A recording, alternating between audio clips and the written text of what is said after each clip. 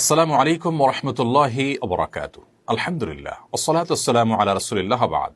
সুপ্রিয় দর্শক শ্রোতা ভাই বোন, মসজিদে আকসা বা বাইতুল মাকদিস এই মসজিদ কেন সর্বকালের সর্বযুগের মুসলমানদের কাছে খুবই গুরুত্বপূর্ণ এবং মর্যাদাপূর্ণ?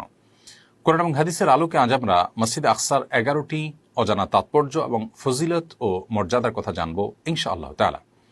সর্বপ্রথম মসজিদে আকসার যে ফজিলতের কথা আমরা বলতে চাই তা হলো, মসজিদে আকসা এমন মসজিদ যে মসজিদকে কেন্দ্র করে তার আশপাশের জায়গাগুলোকে আল্লাহ রাব্বুল আলামিন কোরআনে কারিমে বরকতময় এবং পবিত্র ভূমি হিসাবে উল্লেখ করেছেন।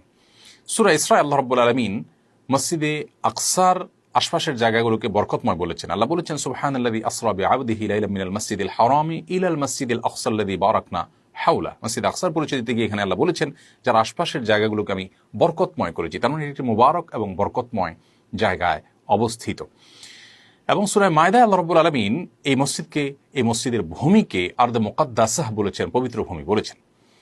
তাহলে কোরআন যাকে বরকতময় এবং পবিত্র ভূমি বলে, সেটি পৃথিবীর যে কোনো সাধারণ জায়গার চাইতে, সাধারণ মসজিদের চাইতে অনেক বেশি মর্যাদাবান এবং অনেক বেশি গুরুত্বপূর্ণ, সেটি বলার অপেক্ষা রাখে না। দ্বিতীয়ত, মসজিদে আকসার যে ফজিলতের কথা আমরা উল্লেখ করতে চাই তা হলো, ইসলামের প্রথম কেবলা, মুসলমানদের প্রথম কেবলা ছিল এই মসজিদে আকসা।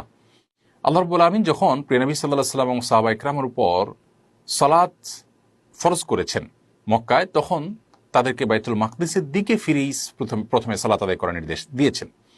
এবং মক্কায় সাহাবীরা নবী সাল্লাল্লাহু আলাইহি ওয়াসাল্লাম সহ সবাই মসজিদ আকসার দিকে ফিরে তারা সালাত আদায় করতেন।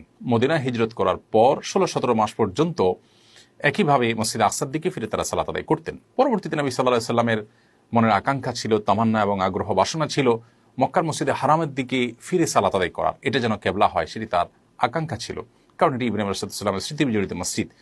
তো আল্লাহ রাব্বুল আলামিন সেটিকে পরবর্তীতে কেবলা হিসেবে নির্ধারণ করে দিয়েছেন। বিস্তারিত বিবরণ কোরআন কারিমে রয়েছে।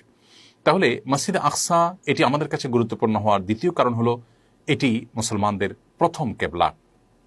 তৃতীয় ফজিলত এবং মর্যাদার বিষয় হলো যে, মসজিদে আকসা সম্পর্কে মুস্তাদরাক হাকিমের একটি হাদিসে নবী সাল্লাল্লাহু আলাইহি ওয়াসাল্লাম বলেছেন, কিয়ামতের আগে এমন একটা সময় আসবে যে মানুষ মসজিদে আকসার মর্যাদা, এর গুরুত্ব এবং এর ফজিলত এতটাই অনুধাবন করতে পারবে যে মসজিদে আকসার আশেপাশের জমিগুলো, আশেপাশের জায়গাগুলো যেখান থেকে দাঁড়িয়ে মসজিদে আকসাকে একটু দেখতে পারবে মানুষ, সেই জায়গার দাঁড়ানোটা, সেই জায়গার মালিক হওয়াটা, সেই জায়গায় থাকাটা মানুষের কাছে গোটা পৃথিবীর যে কোনো বস্তুর চাইতে প্রিয় এবং মূল্যবান হবে।